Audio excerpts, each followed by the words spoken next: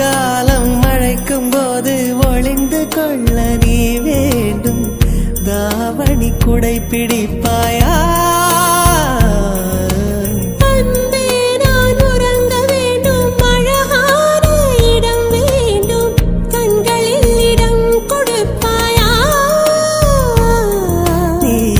அருகில் வந்து நெளிய நான் உன் மனதில் சென்று ஒளிய நீ உன் மனதில் என் உருவம் கண்டுபிடிப்பாயா?